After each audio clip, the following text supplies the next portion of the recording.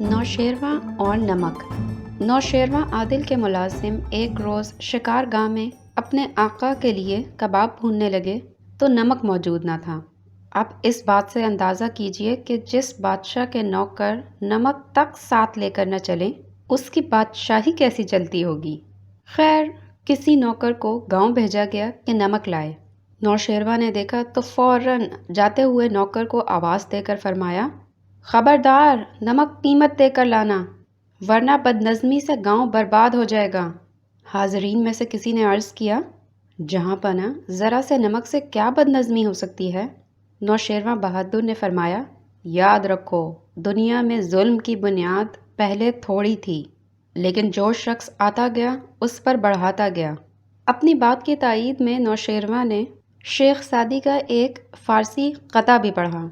چونکہ فارسی آج کل ہمارے اسکولوں میں نہیں پڑھائی جاتی، لہٰذا ترجمہ پیش کیا جاتا ہے۔ اگر رعیت کے باغ سے بادشاہ ایک سیب مفت لیتا ہے تو اس کے غلام درخت کو جڑ سے اکھاڑ پھینکتے ہیں۔ اگر بادشاہ 5 انڈے بھی مفت کسی کے کھا لے تو لشکر والے ہزاروں مرغ مفت میں لے کر بھون کھائیں۔ اگر بادشاہ ایک لائسنس بھی اپنے کسی عزیز کو دیتا ہے تو مصاحبین سارا ملک اس کے نام پر بیچ کھاتے ہیں۔ نتیجہ، نمبر 1، شکار کو جاتے ہوئے دیکھ لینا چاہیے کہ نمک مرچ وغیرہ ہیں کہ نہیں، اور نمبر 2، لائسنس پرمٹ اپنے عزیزوں کے علاوہ دوسروں کو بھی دینے چاہیے۔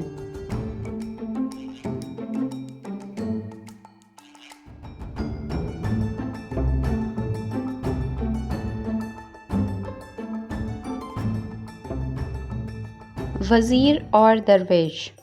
یکے از وزرائے معزول شدہ بحلقہ درویشاں درآمد۔ ہم تو فارسی بولنے لگے۔ خیر، اردو پر آتے ہیں، اگرچہ اس میں بھی خطرہ ہے کیونکہ لاہور میں اردو نمبر پلیٹ والی گاڑیوں کا چالان ہونے لگا ہے۔ ہاں، تو قصہ یہ ہے کہ وزارت سے نکالا ہوا ایک وزیر درویشوں کے گروہ میں جا شامل ہوا اور اس صحبت میں اس کے دل کو اس قدر آرام ملا کہ حکومت کے دنوں میں ہرگز نصیب نہ ہوا تھا۔ کچھ عرصے بعد بادشاہ نے پھر اس کو وزارت کے لیے طلب فرمایا تو بجائے اس کے کہ اپنی گدڑی ددڑی پھینک، زلفیں ولفیں منڈا، چوغا ووغا اونے پونے بیچ، اپنی کار پر جھنڈا لگوانے کو دوڑا دوڑا آتا، اس نے بواپسی ڈاک کہلا بھیجا کہ حضور معافی چاہتا ہوں، معزولی باز مشغولی، اس نوکری سے میں یوں ہی بھلا آنا کہ بکنجے عافیت بنشستند، دندان سگ و دہان مردم بستند، کاغذ بدری دند قلم بشکستند، دست و زبان حرف گیراں رستند۔ بادشاہ نے پھر ارجنٹ تار دیا، اے سابق وزیر، سٹاپ، سلطنت کے کاموں کے لیے تجھ ایسا لائق اور تجربے کار آدمی مناسب ہے، سٹاپ، فوراً آ، سٹاپ، تنخواہ بڑھا دیں گے، سٹاپ، کوٹھی کار اس کے علاوہ۔ لیکن وہ اپنی ہٹ کا پکا نہ مانا، کہلا بھیجا، جہاں پناہ کوئی اور انتظام کر لیجئے۔ اصل بات تو یوں ہے کہ جو شخص واقعی عقل مند ہوگا وہ ان بکھیڑوں میں مبتلا ہونا کبھی پسند نہ کرے گا۔ ہمائے برسر مرغاں ازاں شرف دارد، کیست و خواہ خورد و طائر نیازارد۔ یہ حکایت ادھوری معلوم ہوتی ہے۔ بادشاہ کے سیکرٹری نے یہ پیغام ماں فارسی فرد کے بادشاہ کے گوش گزار کرتے ہوئے کہا ہوگا، حضور اس کا تو دماغ خراب ہے، میں حاضر ہوں، مجھے وزیر بنا لیجئے۔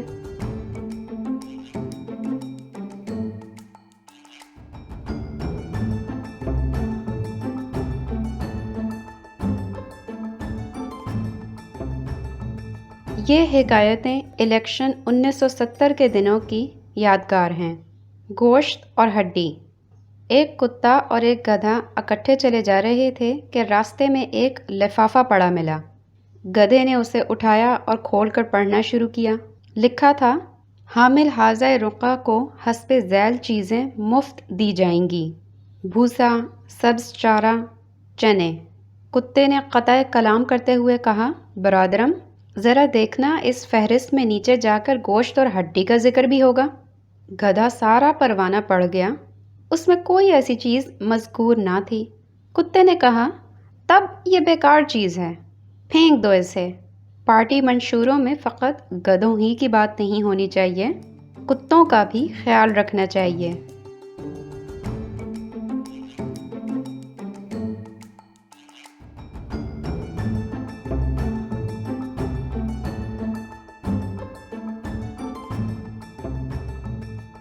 हम क्यों भागें? एक खरकार जंगल में गधों पर माल लादे चला जा रहा था कि डाकुओं का खटका हुआ। वो गधों को पुकारा, खतरा खतरा, भागो भागो, डाकू आ रहे हैं। गधों ने कहा, तुम भागो, हम क्यों भागें? हमें तो बोझा ढोना है, तेरा बोझा हो या किसी और का हो। अगर माल के मुनाफे में कुछ हिस्सा गधों का भी होता तो वो हरगिज़ ऐसी बात ना कहते।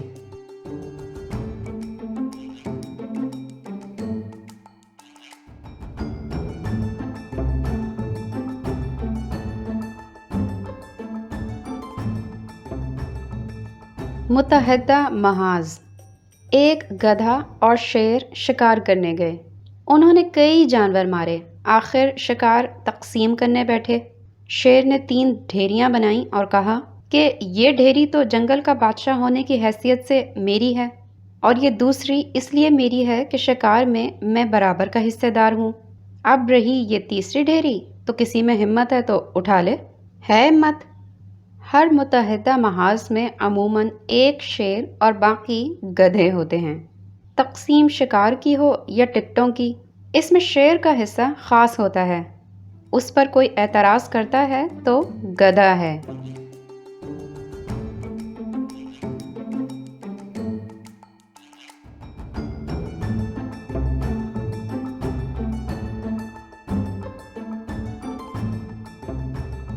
मेंढकों का बादशाह। एक बार मेंढकों ने खुदा से दुआ की कि या परवरदिगार, हमारे लिए कोई बादशाह भेज। बाकी सब मखलूक़ात के बादशाह हैं, हमारा कोई भी नहीं है। खुदावंद करीम ने उनकी सादा लोही पर नज़र करते हुए लकड़ी का एक कुंदा जौहड़ में फेंका। बड़े ज़ोरों के छींटे उड़े। पहले तो सब डर गए। थोड़ी देर बाद ये देखकर कि वो लंबा लंबा पड़ा है, डरते डरते करीब आए, फिर उस पर चढ़ गए और टापने लगे। चंद दिन बाद दोबारा खुदावंद को अर्जी दी कि ये बादशाह हमें पसंद नहीं आया, कोई और भेज जो हमारे शायाने शान हो। खुदावंद ने नाराज़ होकर एक समंदरी सांप भेज दिया। वो आते ही बहुतों को चट कर गया, बाकी कोनों खुदरों में जा छुपे। इस हिकायत का नतीजा क़ारीन कराम आप खुद ही निकालिए। आखिर आप खुद भी समझदार हैं।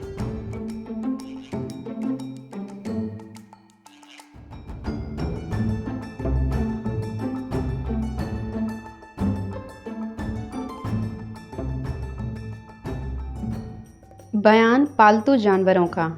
भला ऐसा भी कोई घर है जिसमें एक न एक पालतू जानवर ना हो?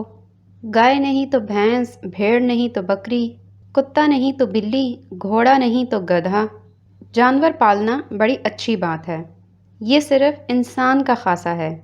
आपने ये कभी ना देखा होगा कि किसी तोते ने खरगोश पाला हो, किसी मुर्गी ने कोई बिल्ली पाली हो, या किसी गधे ने कोई घोड़ा पाला हो। गधा बज़ाहिर कैसा भी नज़र आए, ऐसा गधा कभी नहीं होता। पालतू जानवरों की 4 किस्में हैं।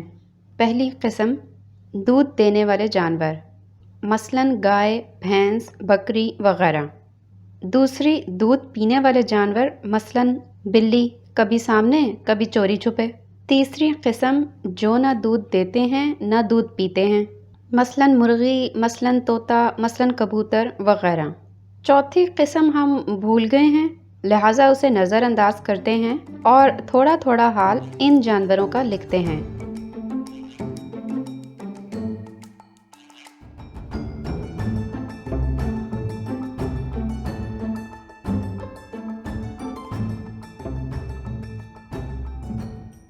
भैंस, ये बहुत मशहूर जानवर है। कद में अकल से थोड़ा बड़ा होता है।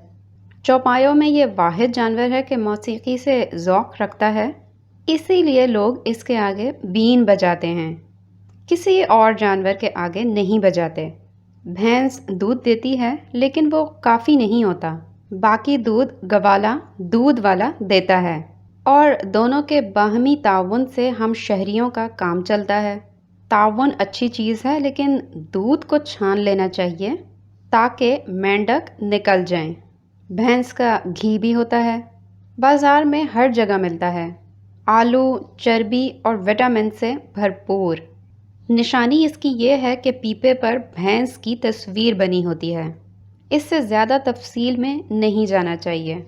आजकल भैंसें अंडे नहीं देती, मिर्ज़ा गालिब के ज़माने की भैंसें देती थीं। हकीम लोग पहले रोगन गुल भैंस के अंडे से निकाला करते थे, फिर दवा जितनी है कुल भी निकाल लिया करते थे। बहुत से अमराज के लिए मुफीद साबित होती थी।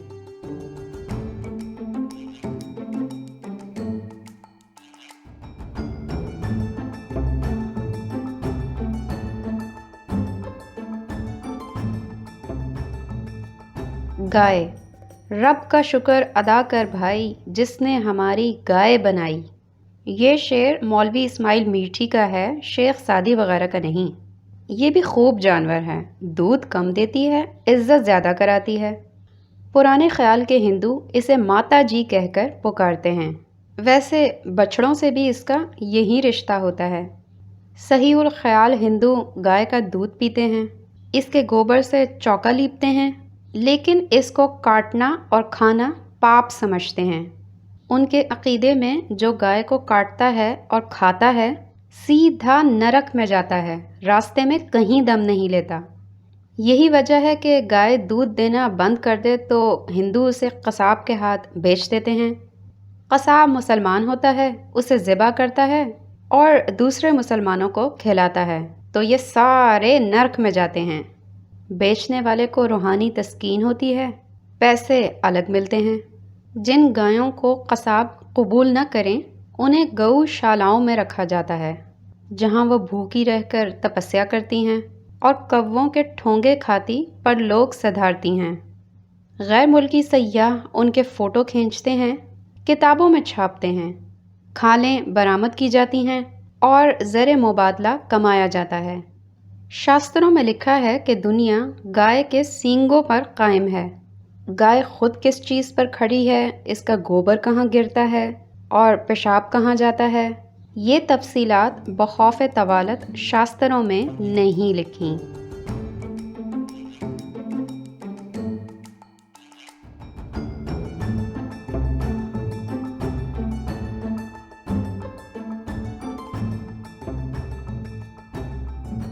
भेड़। भेड़ की खाल मशहूर है, भेड़ की चाल मशहूर है और भेड़ का माल भी मशहूर है। बहुत कम भेड़ें उम्र तबई को पहुंचती हैं। जो रिश्ता शेर बकरी से हमने बयान किया है वही भेड़ का भेड़िए से है। भेड़ें कई तरह की होती हैं, सफ़ेद भेड़ें, काली भेड़ें वगैरह, लेकिन भेड़िया सबको एक नज़र से देखता है और यकसा चाहत से लुक़मा बनाता है। इस जानवर में कुर्बानी का मादा बहुत होता है और इंसान इस मादे से बहुत फ़ायदा उठाता है। गोश्त खा जाता है, खाल बेच देता है।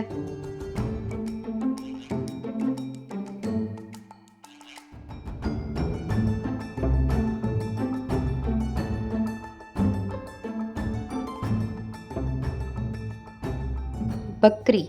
गर्चे ज़ात छोटी है बकरी की, लेकिन दूध ये भी देती है। आम तौर पर सिर्फ दूध देती है, लेकिन ज़्यादा मजबूर करें तो कुछ मेंगनियाँ भी डाल देती है। जिन बकरियों को शोहरत आम और बाकायदा अवाम के एक दरबार में जगह मिली है, उनमें एक गांधी जी की बकरी थी और एक अखफश नामी बुज़ुर्ग की। रिवायत है कि वो बकरी नहीं बकरा था, माकूल सूरत। ये जो शायरी में औज़ान और बहरों की बिद्दत है, ये अखफश साहब ही से मंसूब की जाती है। बैठे फ़ाइलातन फ़ाइलात किया करते थे। जहाँ शक हो तस्दीक के लिए बकरे से पूछते थे, क्यों हज़रत, ठीक है ना? वो बकरा अल्लाह उसे जन्नत में यानी जन्नत वालों के पेट में जगह दे, सर हिलाकर उनकी बात पर साथ कर देता था। उस बकरे की नस्ल बहुत फैली, पाकिस्तान में भी पाई जाती है। सोते जागते उसके मुंह से यस सर, जी हुजूर جی جناب، بجا فرمایا وغیرہ نکلتا رہتا ہے۔ اسے بات سننے اور سمجھنے کی ضرورت نہیں ہوتی۔ جن ملکوں میں بہت انصاف ہو ان میں شیر اور بکریاں ایک گھاٹ پانی پینے لگتی ہیں۔ جس طرح علامہ اقبال کے ایک شعر میں محمود و ایاز ایک صف میں کھڑے ہو جاتے ہیں۔ اس میں فائدہ یہ ہے کہ شیر پانی پینے کے بعد وہیں بکری کو دبوچ لیتا ہے، اسے ناشتے کے لیے زیادہ دور نہیں جانا پڑتا۔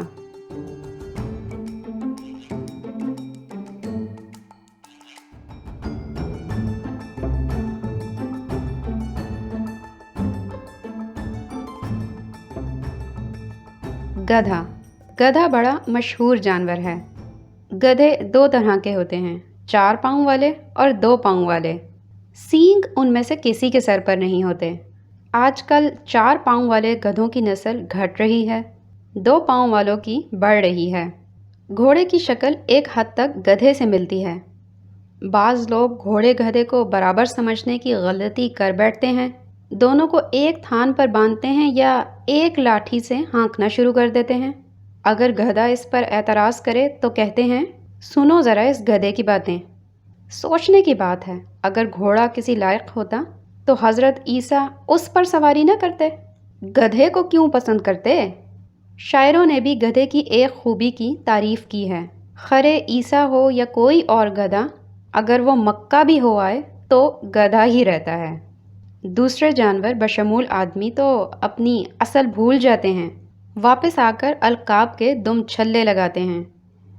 معلوم ہوتا ہے ایک زمانے میں گدھوں کی مشابہت گھوڑوں کی بجائے آدمیوں سے زیادہ ہوتی تھی۔ غالب اپنے محبوب کے دروازے پر کسی کام سے گئے تھے۔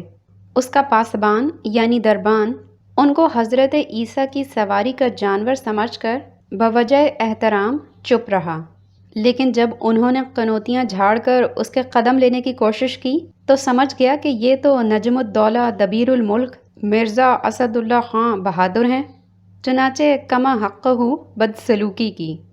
سوالات۔ سوال نمبر 1، کیا کابل میں گدھے نہیں ہوتے؟ اگر نہیں ہوتے تو یہاں سے بھیجے جائیں، اگر ہوتے ہیں تو وہاں سے منگائے جائیں۔ سوال نمبر 2، گدھوں کی طرح ہمارا منہ مت دیکھو، جواب دو۔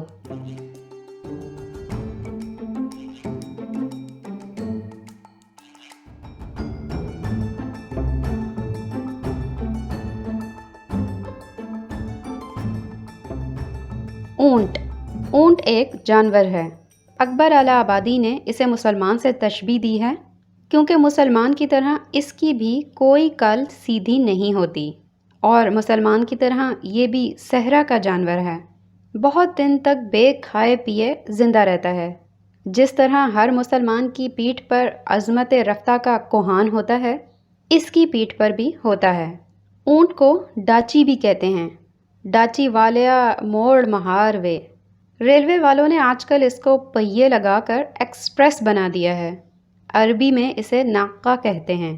حضرت قیس کی محبوبہ لیلا ہی نہیں، اس زمانے کی سبھی عورتیں ناقے پر ہی سوار ہوا کرتی تھیں۔ بعد میں ہند کے شاعروں، صورت گروں اور افسانہ نویسوں کے اعصاب پر سوار ہونے لگیں، کیونکہ اس میں ہچکولے کم لگتے ہیں، آرام زیادہ رہتا ہے۔ سوالات۔ سوال نمبر 1، اونٹ کو صحرا کا جہاز کہتے ہیں، کیا اسی مثال پر ہم جہازوں کو سمندر کے اونٹ کہہ سکتے ہیں؟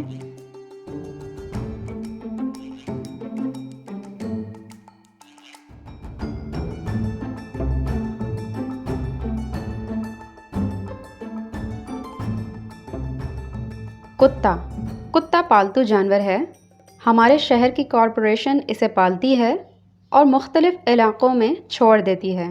کارپوریشن اور بھی کئی جانور پالتی ہے، مثلاً مچھر، مثلاً چوہے، لیکن بھونکنے والا جانور یہی ہے۔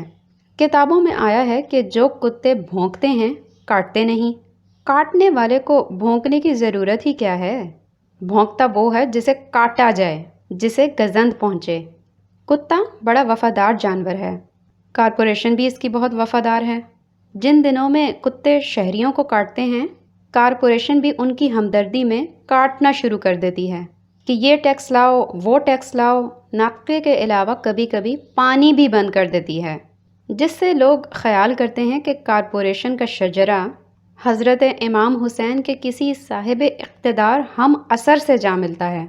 کارپوریشن کے علاوہ نجی شعبے میں بھی کتے ہوتے ہیں۔ رئیسوں کے کتے رئیس ہوتے ہیں، غریبوں کے کتے غریب ہوتے ہیں۔ رئیسوں کے کتے غریبوں پر بھونکتے ہیں، غریبوں کے کتے اپنے آپ پر بھونکتے ہیں۔ کتا اپنی گلی میں شیر ہوتا ہے، عین اسی طرح جس طرح شیر کسی دوسرے کی گلی میں کتا بن جاتا ہے۔ کتوں اور عاشقوں میں کئی چیزیں مشترک ہیں۔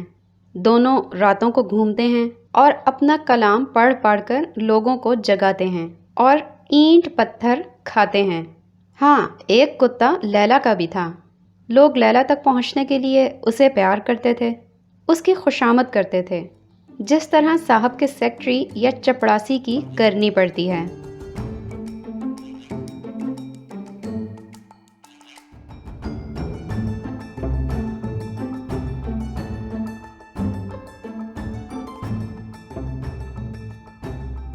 آدمی دودھ دینے والے جانوروں میں پالنے کے لیے سب سے اچھا یہی ہے۔ یہ نوکری کرتا ہے، دکان کرتا ہے، تنخواہ لاتا ہے، بچے کھلاتا ہے، انہیں پیٹھ پر بٹھاتا ہے، عجیب شکلیں بنا کر ہنساتا ہے، بہلاتا ہے۔ اپنی مادہ کی خدمت میں جتنی دوڑ دھوپ یہ کرتا ہے، کوئی اور جانور نہیں کرتا۔ اسی لیے تو اس کے سینگ غائب ہو گئے ہیں، کھر گھس گئے ہیں اور دم جھڑ گئی ہے۔ اس جانور کا پالنا اور سدھانا سب سے آسان ہے۔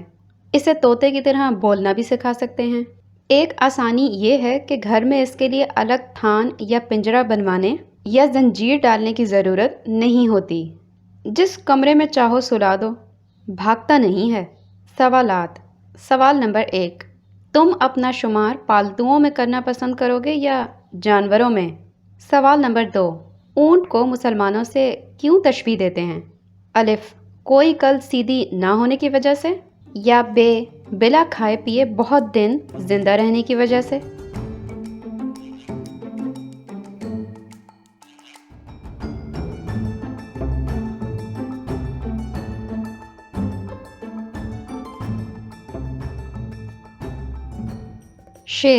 شیر آئے، شیر آئے، دوڑنا۔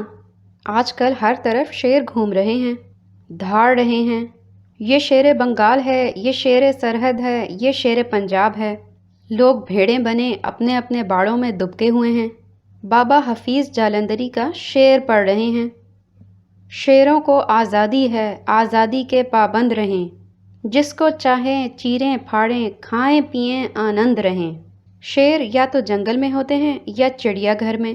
یہ ملک یا تو چڑیا گھر ہے یا جنگل ہے، یا پھر قالین ہوگا، کیونکہ ایک قسم شیر کی شیر قالین بھی ہے، یا پھر کاغذی ہوگا، کیونکہ ایک شیر کاغذی شیر بھی ہوتا ہے، یا پھر یہ جانور کچھ اور ہے، آگا شیر کا پیچھا بھیڑ کا۔ ہمارے ملک میں یہ جانور عام پایا جاتا ہے۔ شیر جنگل کا بادشاہ ہے، لیکن اب بادشاہوں کا زمانہ نہیں رہا، اس لیے شیروں کا زمانہ بھی نہیں رہا۔ آج کل شیر اور بکریاں ایک گھاٹ پانی نہیں پیتے، بکریاں سینگوں سے کھدیڑ بھگاتی ہیں، لوگ باغ ان کی دم میں نمدہ باندھتے ہیں۔ شکاری شیروں کو مار لاتے ہیں، ان کے سر دیواروں پر سجاتے ہیں، ان کی کھال فرش پر بچھاتے ہیں، ان پر جوتوں سمیت دندناتے ہیں، لوگوں کو فخر سے دکھاتے ہیں، برے شیر تجھ پر بھی رحمت خدا کی، تو بھی واز مت کر اپنی کھال میں رہ۔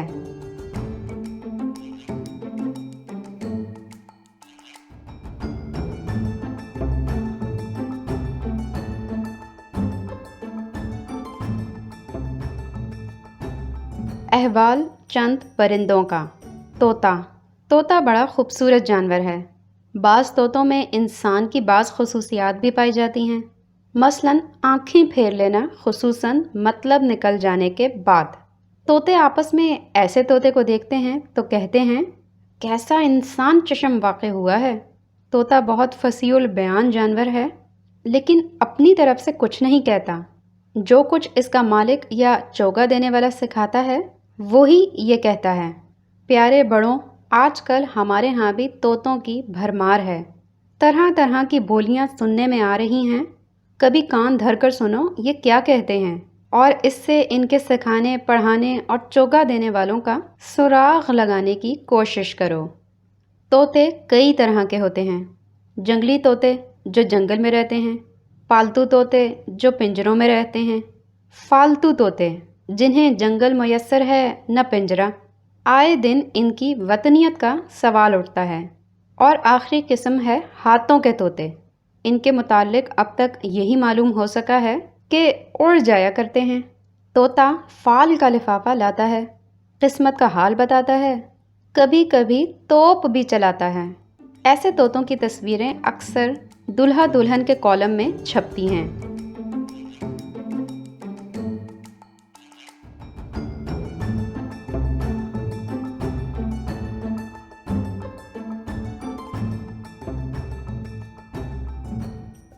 کبوتر۔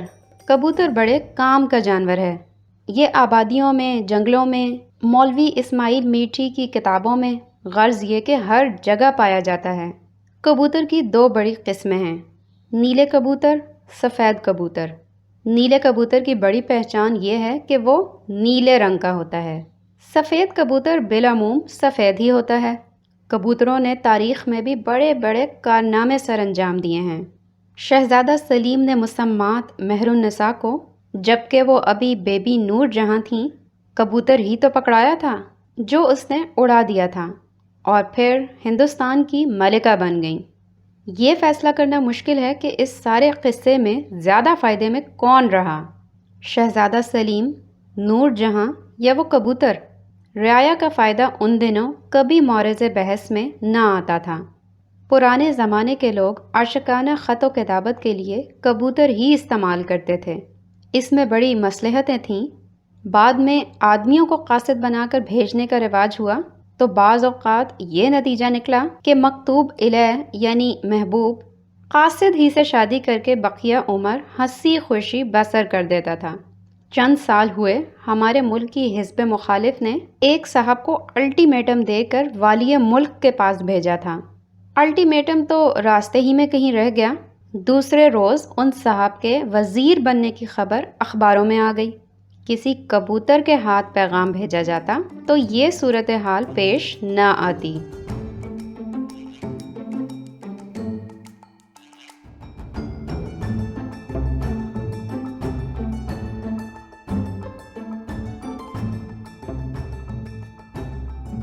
کوا۔ کوے ہیں سب دیکھے بھالے، چونچ بھی کالی پر بھی کالے۔ یہ سبھی ملکوں میں ہوتے ہیں سوائے جنوبی افریقہ کے اور امریکہ کی جنوبی ریاستوں میں۔ وہاں صرف سفید کووں کو پسند کیا جاتا ہے، اور سفید کوے اتفاق سے ہوتے ہی نہیں ہیں۔ کوا حلال بھی ہوتا ہے، لیکن صرف آغا تقی کے باغ میں۔ سنا ہے کراچی میں بھی ریڑھیوں پر کووں کا سوپ ملتا ہے۔ لوگ بڑے شوق سے پیتے ہیں۔ اپنے رنگ کی رعایت سے یہ بلیک مارکیٹ کے دام پاتا ہے۔ عرف عام میں یہ سوپ مرغی کا کہلاتا ہے۔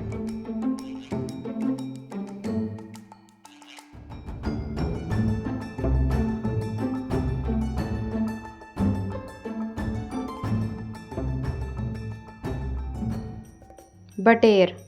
یہ ایک جانور ہے جو کھانے میں بہت لذیذ ہوتا ہے۔ پہلے زمانے کے بٹیر بڑے باکمال ہوتے تھے۔ صف شکن نامی ایک بٹیر لکھنؤ کے ایک نواب صاحب کے پاس تھا۔ نماز بھی پڑھتا تھا، ہو حق بھی کرتا تھا، تیر اندازی بھی جانتا تھا، یقیناً گھوڑ سواری کا بھی ماہر ہوگا، افیم بھی کھاتا تھا۔ ان سارے کمالات کے باوجود اسے ایک روز بلی لے گئی۔ 40 دن صف ماتم بچھی رہی۔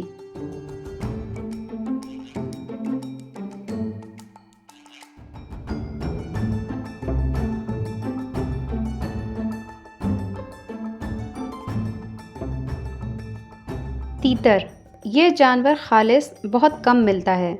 عام طور پر جو جانور ملتا ہے وہ آدھا تیتر آدھا بٹیر ہوتا ہے۔ تیتر بڑا ہوشیار پرندہ ہے۔ ایک بار ایک مولوی صاحب، ایک کنجڑا اور ایک پہلوان کہیں جا رہے تھے۔ یہ اس قسم کی انمول بے جوڑ بات حکایات ہی میں ممکن ہے۔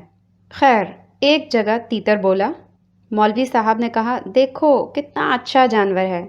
کہتا ہے، سبحان تیری قدرت، کنجڑے نے کہا جی نہیں، کہہ رہا ہے لہسن، میتھی، ادرک۔ پہلوان نے ڈنڈ پھلا کر کہا بادشاہو اے گل نہیں، یہ کہہ رہا ہے کھا گھی کر کثرت۔ اس پر بحث ہوئی، بحث سے تکرار ہوئی، تکرار سے لپا ڈکی ہوئی، تیتر کا کچھ نہیں بگڑا۔ موری ایک شاعر پرانے زمانے میں تھا۔ ایک شخص نے اسے بھونا ہوا تیتر بھیجا۔ اس نے دیکھ کر فلسفہ بگاڑنا شروع کر دیا کہ ہے ظلم ضعیفی کی سزا مرگ مفاجات۔ ہم ہوتے تو فوراً چٹ کر جاتے، بلکہ کہتے کہ ایک پلیٹ اور لاؤ۔ موری ویسے بھی گوشت نہ کھاتا تھا، شاید اس زمانے میں بھی 12 روپے سیر ملتا ہوگا۔ گوشت نہ کھانے والا ہر شاعر موری نہیں ہوتا، بعض مہنگا ہونے کی وجہ سے نہیں کھاتے۔